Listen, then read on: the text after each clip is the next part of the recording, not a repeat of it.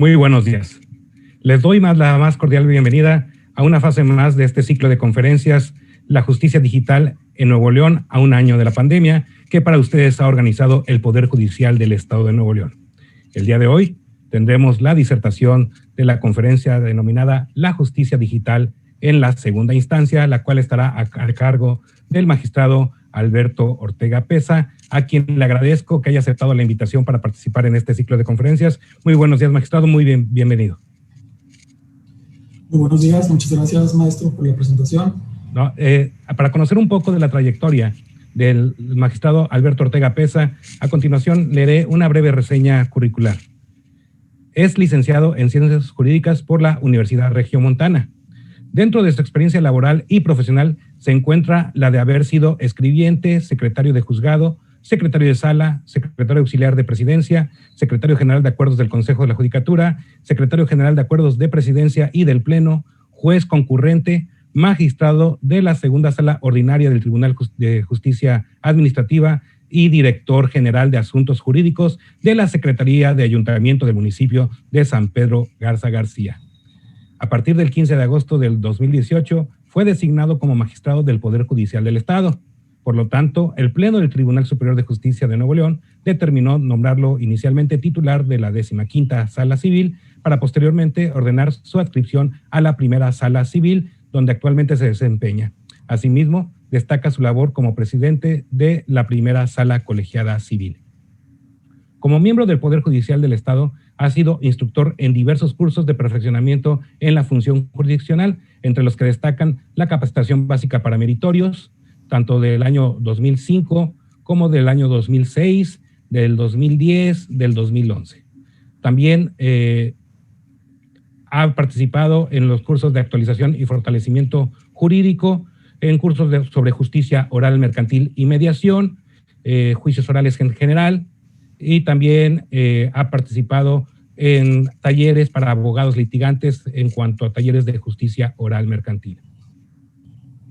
También ha participado en diversos cursos, como fue la primera reunión con personal administrativo sobre el tema Podemos aspirar a ser competitivos, llevado a cabo el día 18 de junio del año 2003. También el curso taller de formación y capacitación de jueces orales en materia civil y familiar en julio del 2007. El seminario de transparencia, derecho de acceso a la información y protección de datos personales, que se emitió el día 30 de marzo del 2011, y así un sinnúmero de actividades académicas donde también se ha capacitado el magistrado Alberto Ortega Pesa. Sin mayor preámbulo, magistrado, bienvenido, le cedo el uso de los micrófonos. Muchas gracias, maestro Rafael, por esta presentación. Y hola, muy buenos días a todos. En primer lugar, pues quiero agradecer al Consejo de la Judicatura del Estado y particularmente al magistrado presidente del Tribunal Superior de Justicia por la invitación para participar en este ciclo de conferencias virtuales en el marco de la justicia digital en Nuevo León a un año de la pandemia, con un enfoque en el impacto que ha tenido en los procesos judiciales y administrativos. Un tema que me parece sin duda interesante, ya que ha cobrado especial relevancia porque es precisamente el uso de las tecnologías y nuestros procesos cotidianos lo que nos ha permitido seguir prestando con eficiencia el servicio de administración de justicia. Pues bien, como lo decía el maestro Rafael, el tema que se me ha invitado a explorar el día de hoy es el relativo a la justicia digital en la segunda instancia, el cual me permitiré desarrollar en 3 puntos. Primero abordaré el tema relativo a su evolución, es decir, qué avances hemos tenido en el ámbito digital en la segunda instancia, para después señalar los mecanismos implementados en esta estadía procesal en el contexto de la pandemia, y terminaré con algunas reflexiones relacionadas con el impacto que este suceso ha dejado en la impartición de justicia. Pues bien, en cuanto al primer tema, tenemos que desde hace mucho tiempo los actores que intervienen en los foros judiciales han señalado la necesidad de incorporar tecnologías a la función jurisdiccional. Se ha dicho que la introducción de estas herramientas puede mejorar la gestión judicial, aumentar la productividad en el número de expedientes que se pueden resolver e incluso disminuir la cantidad de papel que se utiliza en los procedimientos tradicionales, lo cual influye sin duda en la inversión de tiempo y recursos que el Estado hace en la tramitación y resolución de los procesos judiciales. Ya en otras conferencias que se han impartido con anterioridad dentro de este ciclo, se ha hablado del uso de tecnologías de la información y comunicación, así como la reingeniería en el sistema jurisdiccional, por lo que me enfocaré más bien en el ámbito de la segunda instancia. Entonces, dado que este evento está dirigido a todo público, incluso para los que no son abogados, antes de explorar de lleno en el tema relativo a la evolución de la justicia digital en segunda instancia, trataré de explicar de una forma muy sencilla y general lo que se refiere en sí a una segunda instancia dentro de un procedimiento judicial. Dentro del cúmulo de disposiciones legales que rige nuestro país, que le da un marco legal a nuestros procesos judiciales, tenemos en primer lugar la Constitución Federal, en la que se recogen diversos derechos fundamentales que influyen en la tramitación. De manera destacada, en nuestra Carta Magna pues establece que toda persona tiene derecho a que se le administre justicia por tribunales que estarán expeditos para impartirla en los plazos y términos que fijen las leyes, que estos tribunales deben emitir sus resoluciones de manera pronta, completa e imparcial, bajo los principios de seguridad jurídica, de la búsqueda de la verdad y de la transparencia, a través de medios y los términos que establezcan las leyes y cuyo servicio sea gratuito. También tenemos otras herramientas como la Convención Americana de Derechos Humanos y el Pacto Internacional de Derechos Civiles y Políticos, en cuyo contenido se consagra el derecho humano a una doble instancia. ¿Qué quiere decir esto? Bueno, es la posibilidad de que toda persona que se ha visto sometida a un proceso judicial pueda recurrir la sentencia ante un juez o un tribunal superior. Para ello, se prevé que este recurso pues tenga las características de ser sencillo, rápido y efectivo ante una autoridad judicial competente. Con base en estas referencias muy generales, se concluye que el medio a través del cual se puede acceder a una segunda instancia en México, es decir, a la revisión de las resoluciones emitidas por los jueces, lo constituye el recurso de apelación, que se presenta ante estos mismos jueces que tramitan y resuelven el asunto en una primera instancia y que, atendiendo a los agravios que se expongan, es decir, a los argumentos que se tienen en contra de la resolución que le perjudica al interesado, un magistrado o magistrados que integran un órgano de segunda instancia los analiza para determinar la legalidad de lo que fue materia de impugnación. Como resumen de esto, tenemos que la tramitación del recurso de apelación en términos generales es muy sencillo y se puede resumir de la siguiente manera. Un litigante interpone el recurso de apelación ante un juez que dictó la resolución judicial. El juez admite este recurso de apelación y lo envía a la sala, y la sala recibe el recurso de apelación y dicta sentencia en la que se puede confirmar, revocar o modificar la resolución que es objeto del recurso. Este diseño de recurso de apelación en el ámbito local, en sus distintas materias como penal, justicia para adolescentes, mercantil, civil y familiar, lo podemos encontrar en legislaciones como el Código Nacional de Procedimientos Penales, la Ley Nacional del Sistema Integral de Justicia Penal para Adolescentes, el Código de Comercio y el Código de Procedimientos Civiles del Estado. Entonces, situados en este contexto normativo en México, particularmente en Nuevo León, al hablar de justicia digital, al menos desde un punto de vista administrativo, su evolución en segunda instancia la podemos encuadrar en el Código de Procedimientos Civiles de Nuevo León, que es en donde se regula en una forma muy puntual el Tribunal Virtual, que es una herramienta que se ideó e implementó precisamente en esta institución que ha sido referente nacional e internacional y que permite la sustanciación de asuntos jurisdiccionales utilizando un sistema de procesamiento de información electrónico o virtual. De tal suerte que, por lo que interesa a esta segunda instancia, el diseño de los recursos de apelación, en los que prevalecía una tradicional presentación escrita, actualmente los litigantes encuentran la opción de presentarla de manera electrónica a través de esta herramienta llamada Tribunal Virtual. Pues bien, hasta ahora solo hemos hablado de una facilidad para la presentación de escritos a través de medios electrónicos, aunque este mecanismo no tendría un verdadero reflejo práctico para los jueces, sino iba aparejado de un cambio en la dinámica de la comunicación entre los órganos de justicia. Pues este beneficio no solamente se extiende a los justiciables, que como ya dijimos ahora pueden presentar de forma electrónica su recurso de apelación, sino que también ha beneficiado a los servidores públicos. Como experiencia personal, puedo relatar que como escribiente de un juzgado de primera instancia, era una tarea cotidiana sacar las fotocopias que el secretario habría de certificar para la elaboración del testimonio de apelación que mandábamos a las salas en cada uno de los recursos que se interponían en los expedientes. A veces eran varios los recursos sobre una misma resolución y para cada uno de ellos había que formar un cuaderno de fotocopias certificadas. Esta tarea hoy en día puede ser obviada con la existencia del expediente electrónico. Sobre este punto cabe señalar que los acuerdos generales conjuntos de los plenos del Tribunal Superior de Justicia y del Consejo de la Judicatura del Estado, números 1/2011 y 3/2014, se establecieron lineamientos para el uso del sistema electrónico de la Presidencia y de la Secretaría General de Acuerdos del Tribunal Superior de Justicia, en lo relativo al envío y turno de los recursos de apelación. ¿En qué consisten estos lineamientos? Bueno, desde que un recurso de apelación es presentado en los juzgados y se ordena la remisión de las constancias a la segunda instancia, el presidente, la Presidencia y la Secretaría General de Acuerdos aleatoriamente aplican el recurso a la sala correspondiente y esto es comunicado en forma electrónica a dicha sala. Entonces, si no hay mandato expreso de la ley en cuanto al envío del expediente original o su testimonio físico, se privilegia la remisión electrónica, siempre que lo permita el tribunal virtual. Ahora, aunque estas medidas administrativas implementadas por el Poder Judicial del Estado reflejan sin duda eficiencia y eficacia en el trámite de los recursos de apelación, a fin de cuentas, las innovaciones legislativas han sido más bien dirigidas a regular el uso de este instrumento en aras de agilizar el procedimiento en primera instancia,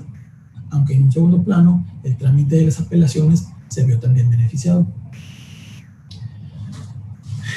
Aquí podríamos recordar algunas reflexiones que diversos autores han realizado en el tema relativo al avance de la justicia digital.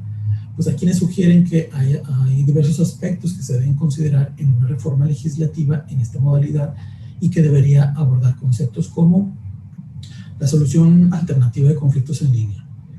Esta pues es una herramienta que se ha utilizado exitosamente en otros países, yo he leído acerca de ellos en Canadá, en los que a través de inteligencia artificial y respondiendo online una serie de preguntas sobre el caso a resolver, se ofrecen opciones para darle solución y en caso de no lograrlo, se busca la intervención de personal judicial, humano y capacitado para encontrar un acuerdo. Aquí en Nuevo León, en el Poder Judicial, tenemos al Instituto de Mecanismos Alternativos para la Solución de Controversias, que ha explorado algunos de estos temas en forma exitosa y en la que se han utilizado estos métodos alternos. Otra herramienta que también se buscaría sería sistemas de gestión automatizada de expedientes, que sobre esto lo que les puedo comentar es que es una herramienta que sistematiza y categoriza diferentes tipos de información judicial con el propósito de facilitar el cumplimiento de formalidades y términos procesales. Por ejemplo, si se enlaza a los teléfonos celulares de los funcionarios, se les manda alguna alerta sobre los términos que se van a cumplir, es decir, en caso de prevenciones o requerimientos no cumplidos, o incluso avisa si un procedimiento ha caducado, con el fin de que los operadores tengan el máximo control sobre los asuntos que les han sido asignados. Un tema que me parece también muy interesante y que se comenta dentro de lo que debería tener una reforma en este sentido es la inteligencia artificial, es decir, un sistema automatizado en la toma de decisiones sin la intervención de un ser humano. Aquí me voy a tener un poco por la complejidad que este caso implica. Es que imagínense, parece sacado de una historia de ciencia ficción. Se plantean robots que utilizando inteligencia artificial a través de algoritmos son capaces de resolver casos sencillos o con una respuesta jurídica pues más o menos clara. En la concepción de esta herramienta, las partes procesales, los ciudadanos, presentan sus demandas y pruebas en formato digital. Es entonces que este juez de inteligencia artificial, que actualmente pues, se encuentra en la prueba y error, analiza la documentación y emite una sentencia. En este esquema se plantea que si alguna de las partes está inconforme con el resultado, se presenta un recurso de apelación que resuelve un funcionario humano.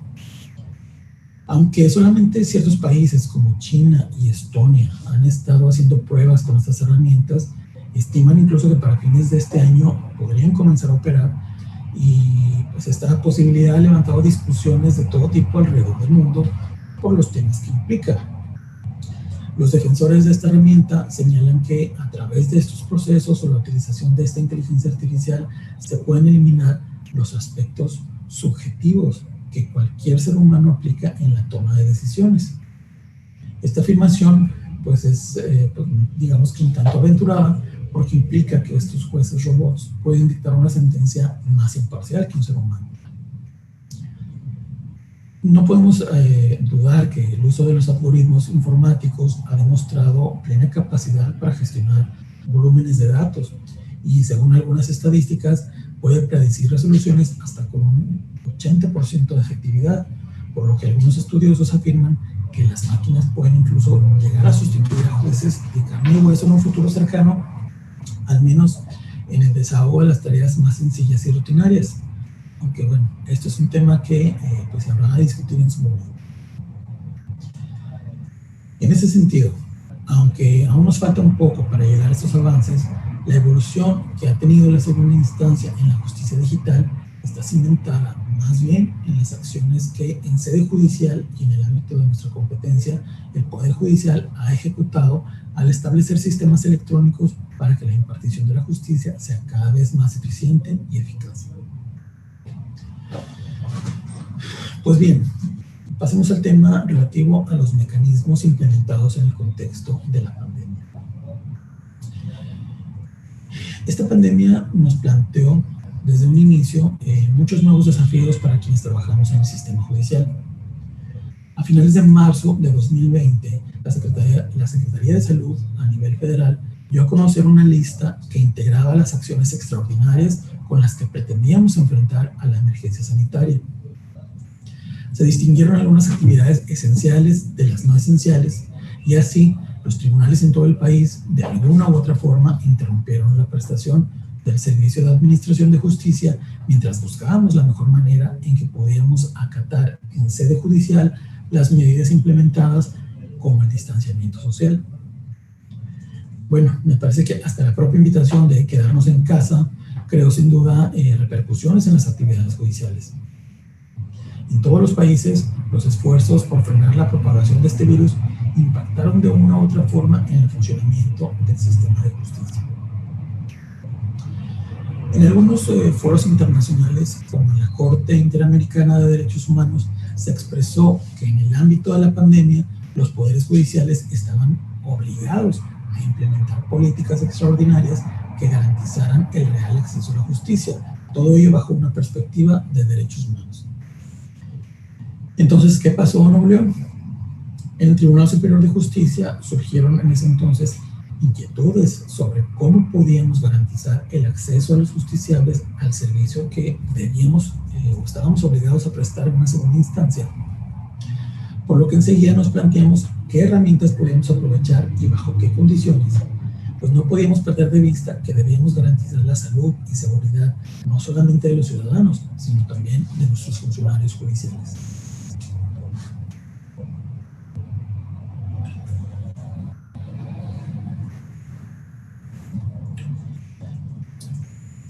En este punto nos dimos cuenta que en el Poder Judicial de Nuevo León ya contábamos con formas de trabajo tecnológicas en las que teníamos amplia experiencia y con un buen grado de desarrollo, lo que podría representar buenas prácticas y sobre todo efectivas para lo que estábamos buscando. Particularmente en segunda instancia, el uso del tribunal virtual, el expediente electrónico, las videoconferencias y el teletrabajo han resultado herramientas imprescindibles para seguir prestando el servicio de administración de justicia en una situación inédita en la que el alcance mundial de la crisis del coronavirus nos confrontó incluso con nuestra propia fragilidad como seres humanos, pues en algún momento parecía chocar el conflicto de mantener la propia salud por parte de los servidores públicos contra el derecho de los ciudadanos a recibir justicia. Estas medidas fueron solamente la base de una serie de acciones preventivas que tanto el Consejo de la Judicatura como el Tribunal Superior de Justicia del Estado implementaron para aprovechar el uso de tecnologías en las labores cotidianas. Me gustaría puntualizar que la experiencia nos ha enseñado que el uso de estas herramientas tecnológicas puede no solamente ampliar las formas en las que los justiciables pueden tener su acceso al servicio de administración de justicia, sino también organiza de una forma más eficiente el trabajo de los juzgados y de las salas del Poder Judicial. Y creo que al final del día esto es lo más importante, es decir, el objetivo de la implementación de estas medidas tecnológicas ha trascendido las adversidades surgidas con motivo de la contingencia sanitaria. Pues bien, para entender el contexto de los mecanismos empleados durante la pandemia, hay que señalar que desde el 17 de marzo de 2020 se emitió el primero de varios acuerdos generales en los que el Poder Judicial se sumó a las acciones preventivas para evitar o limitar la propagación del coronavirus, los cuales tendieron tanto a proteger la salud e integridad de los empleados y de la población en general, pero también para no interrumpir los servicios esenciales de impartición de justicia. En un primer momento, y en concordancia con la Suprema Corte de Justicia de la Nación y el Consejo de la Judicatura Federal, se determinó suspender los términos y plazos procesales con el propósito de evitar la concentración de personas en sedes judiciales, conservando en un inicio solo la tramitación de asuntos urgentes y declarando incluso como inhábiles los días que, conforme se fueron emitiendo los subsecuentes acuerdos generales, comprendieron hasta el 1 de junio de 2020. Se estableció que los juzgados debían permanecer en guardia para atender casos urgentes, siendo los siguientes. Por ejemplo, en materia penal, el ejercicio de la acción penal con detenido, las audiencias de control de detención que están sujetas a términos constitucionales, el ejercicio de acciones penales sin detenido por delitos calificados como graves, las solicitudes de cateo y aprehensión, las solicitudes de prueba anticipada o extracción de algún fluido corporal y órdenes de protección.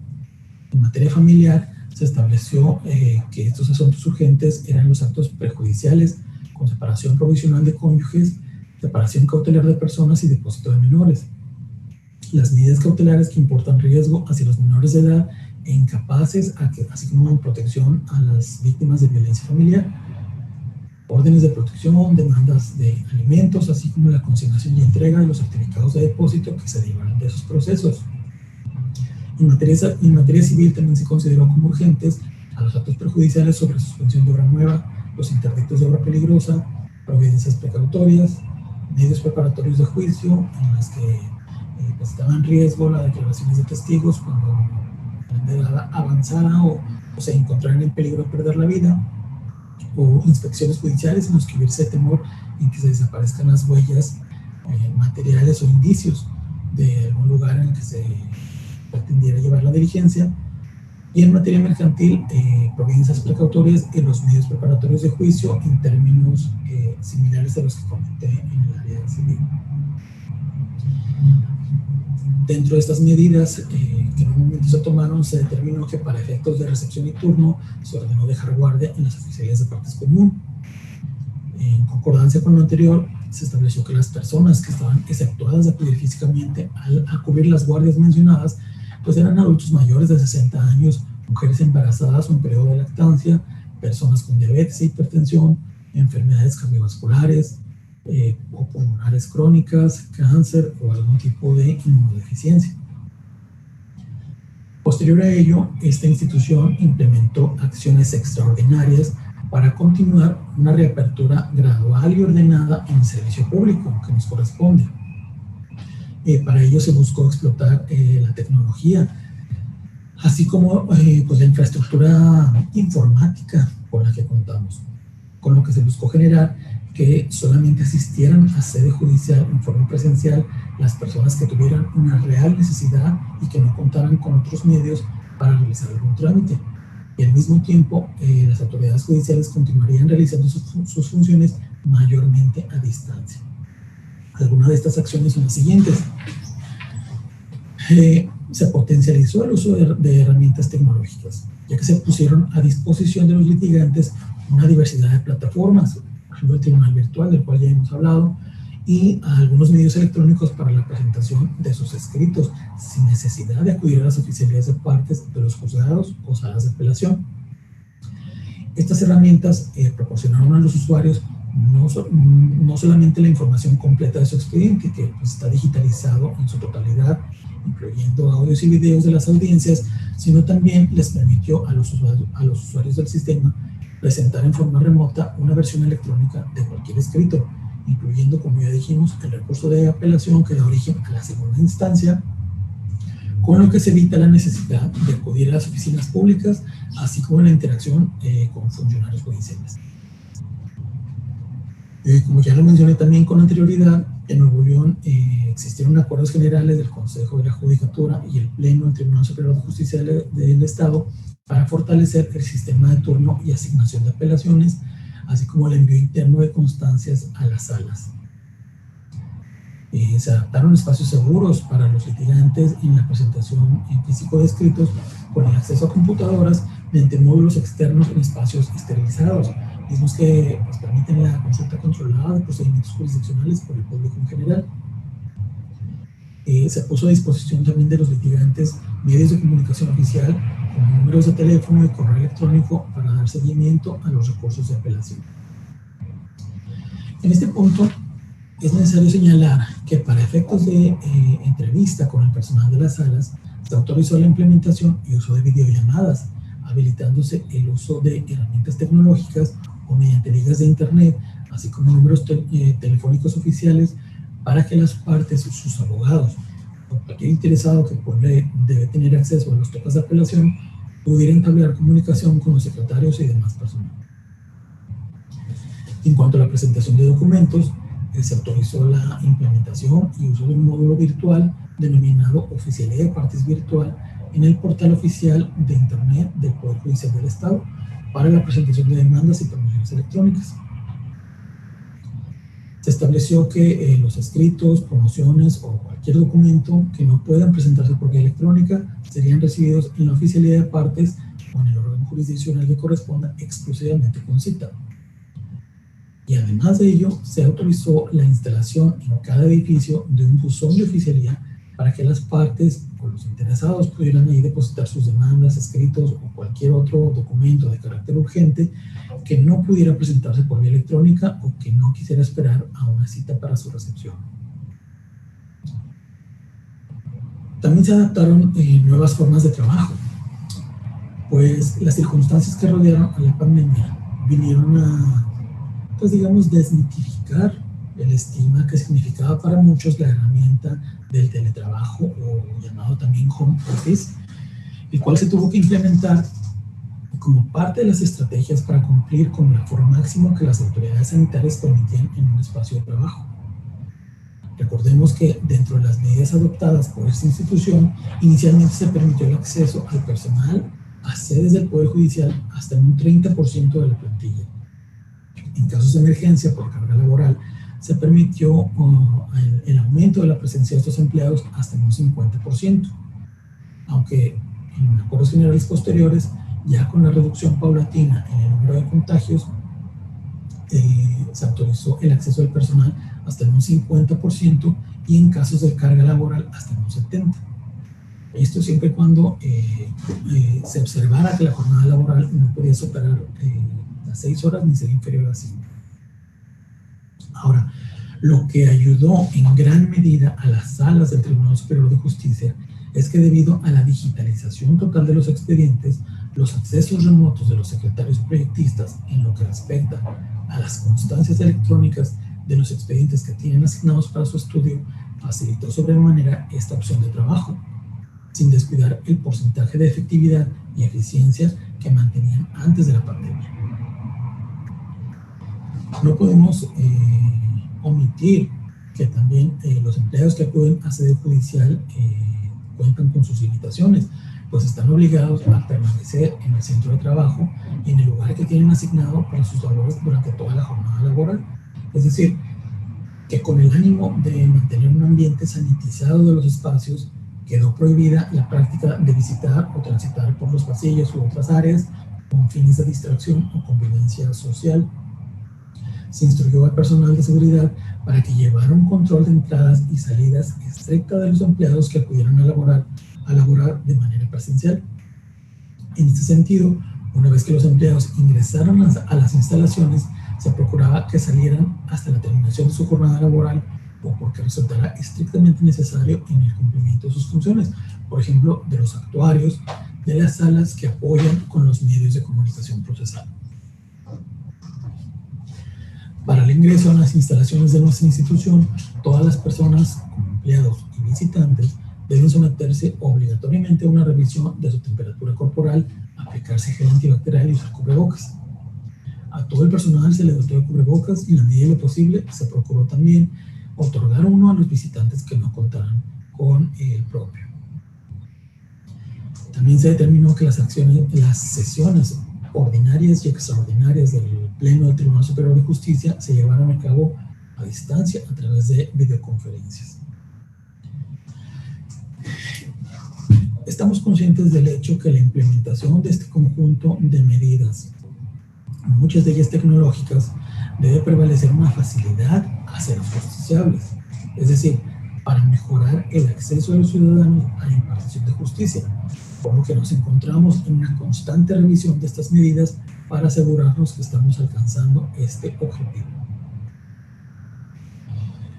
Y bueno, en cuanto al tercer punto, ¿qué impacto ha tenido la pandemia en la administración de justicia?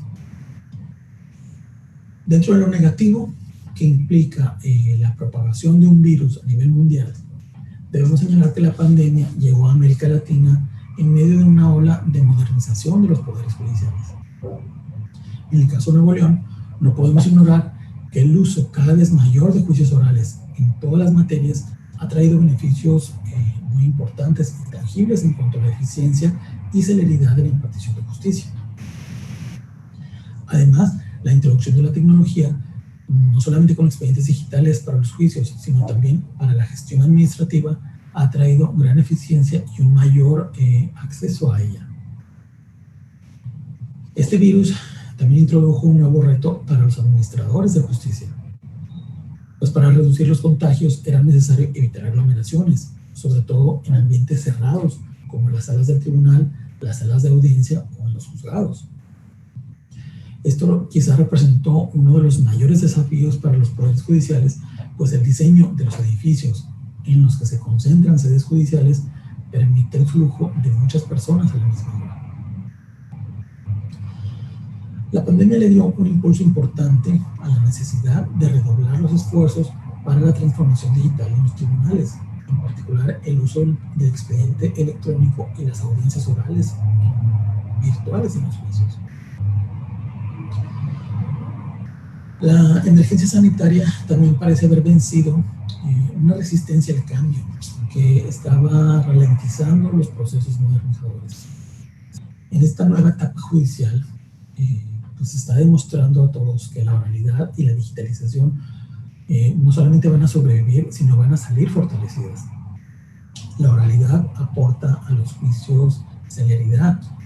aunque la digitalización lo que permite es la continuidad del servicio, como ya hemos visto durante estos meses. Quizá lo que podemos decir es que la pandemia pues, ha resultado como un catalizador positivo para lograr estos cambios. En Nuevo León, de manera destacada, la creación de gestiones judiciales, la desincorporación de archivos, así como la implementación de la unidad de medios de comunicación y órganos auxiliares administrativos, ha propiciado que en el Poder Judicial del Estado, en una primera instancia, se ha transitado de una cultura basada en la saturación de funciones para un juez a una cultura basada más bien en la eficiencia, por existir organismos especializados y de atención rápida para los litigantes. Es decir, en primera instancia se dividieron las funciones netamente administrativas de las funciones jurisdiccionales. Si bien en segunda instancia todavía no hemos alcanzado esos mecanismos, prevalece la concentración de funciones jurisdiccionales y administrativas para los magistrados de las salas del Tribunal Superior de Justicia. Aunque por la dinámica que sigue el trámite del recurso de apelación, la concentración de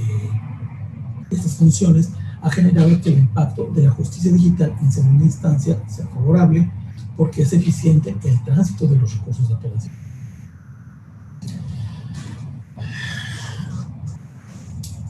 Es necesario reconocer que actualmente no tenemos certeza sobre la manera en que el uso de estas herramientas tecnológicas ha impactado en la forma en la que los ciudadanos perciben la calidad del servicio de administración de justicia, particularmente en estos meses de pandemia. Aún así, la experiencia en la implementación de los instrumentos tecnológicos ha ayudado a superar una resistencia todavía existente en el uso de este tipo de herramientas. Por ello, podemos destacar algunas ventajas. Por ejemplo, es relativamente más fácil llevar a cabo una audiencia virtual que una presencial. Esto hablando de los justiciables, pues con restricciones existentes en los medios de transporte y acceso a los edificios, los ciudadanos pues, encuentran mayor comodidad atendiendo una audiencia desde su hogar u oficina. También las partes tienen acceso a las audiencias desde un lugar remoto, donde simplemente basta con que tengan conectividad, pues basta con tener acceso a un buen internet para poder atender o participar en una audiencia virtual con los funcionarios judiciales. Hay también una reducción de costos para los justiciables por esto mismo, ya que con la implementación de esta medida se evita esos traslados innecesarios que coadyuvan en la medida del distanciamiento social que ha sido impuesto. También para los funcionarios ha sido una facilidad el trabajar a distancia, pues como hemos visto, se ha normalizado la concepción de un desarrollo laboral desde casa, sin la presencia necesaria, casi sagrada, que anteriormente se tenía del funcionario judicial en la sede, como tradicionalmente se ha percibido. Ahora, hasta trabajar en casa se convirtió en la regla y no en la excepción. Incluso podemos decir que también se ha propiciado la eliminación del uso del papel. Pues con el uso de herramientas tecnológicas y más trabajando desde casa, es pues poco probable la impresión de piezas procesales en papel para la revisión del expediente judicial. Aunque, así como hay puntos positivos, esta dinámica también plantea algunas desventajas. Sobre ella tenemos, por ejemplo, la resistencia de litigantes y funcionarios que no están familiarizados con instrumentos tecnológicos. Como ejemplo personal, puedo contarles que hace algunos días uno de mis secretarios me estaba tratando de convencer sobre las bondades del uso de una herramienta que se llama OneDrive para ver el control de cambios en un proyecto de sentencia. Y aunque confieso que no he entendido del todo muy bien esta herramienta, esta experiencia me recordó que para las nuevas generaciones es más fácil y es más natural el uso de herramientas tecnológicas. Entonces, pues aquí también influye el hecho que pues en las videollamadas en las que tenemos estas reuniones de trabajo que pues ahora están tan de moda, suelen generarse un poco de incomodidad por la sensación de sentirse observado. Es decir, si advertimos ahora un conjunto de rostros que aparecen en la pantalla y que parecen mirarnos desde el otro lado, podemos sentir pues hasta un poco de incomodidad. Hay también fatiga por el uso constante de estas herramientas tecnológicas y pues ¿quién no ha sentido un cansancio por estar todo el día frente a una pantalla de una computadora? Incluso algunos expertos señalan que si bien estas herramientas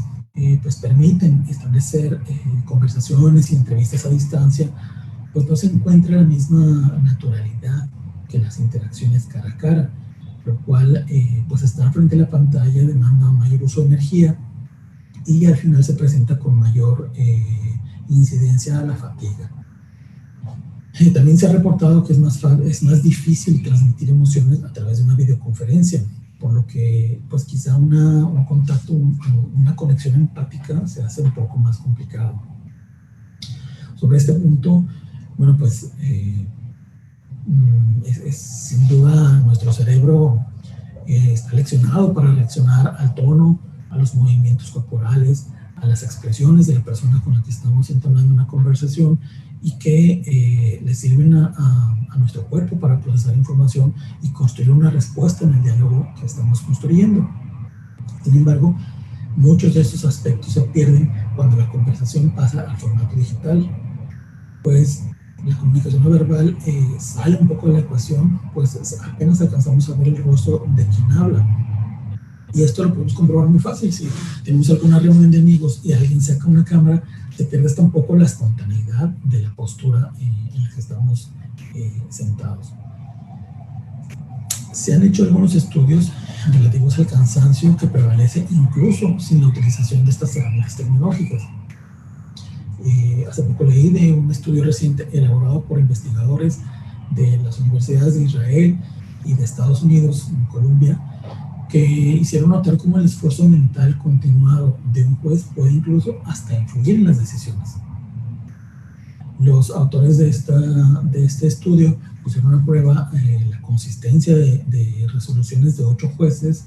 con más de 20 años de experiencia encargados de resolver peticiones de libertad condicional en unos centros penitenciarios de Israel,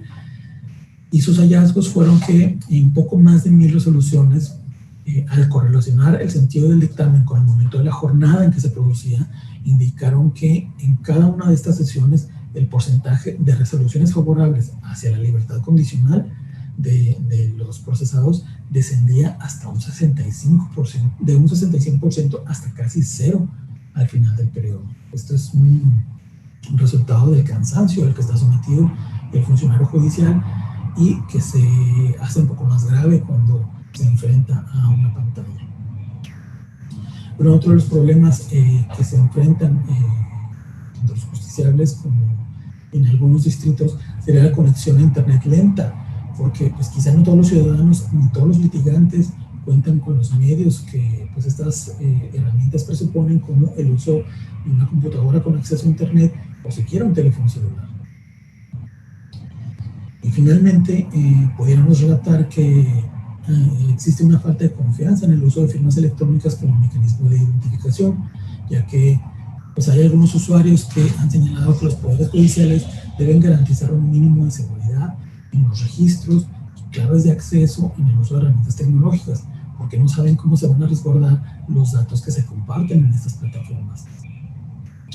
Por lo que se presupone que el uso de estas herramientas tecnológicas pues debe tenerse como una opción y no como un sustituto de la forma en la que se llevan los procedimientos. En fin, al parecer pues existían muchas ideas arraigadas en el inconsciente colectivo sobre la interacción necesariamente física y burocratizada del procedimiento judicial, que a través de estos meses de pandemia pues se ha ido replanteando a través de medidas de distanciamiento social que hemos señalado anteriormente. Como conclusión, pues podemos afirmar que en términos generales todos los poderes judiciales, tanto de los estados como a nivel federal, se encuentran ya inmersos en la aplicación de herramientas tecnológicas, y algunos, como en el caso de Nuevo León, con algunos años ya de experiencia antes de la pandemia, y otros que pues, han sido motivados más bien por la necesidad que impuso las restricciones de esta contingencia sanitaria.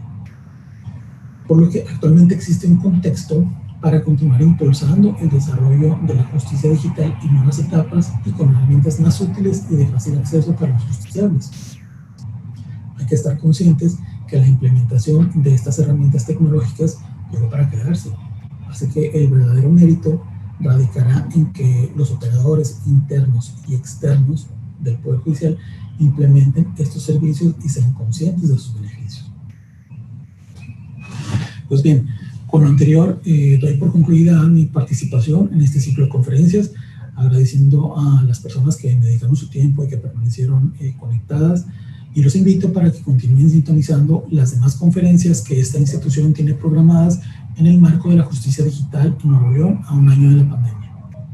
Les reitero que estoy a sus órdenes en la primera sala del Tribunal Superior de Justicia del Estado, también mi correo electrónico alberto.ortega@tjenl.gov.mx, y espero que lo anterior haya sido de su interés y utilidad. Muchas gracias.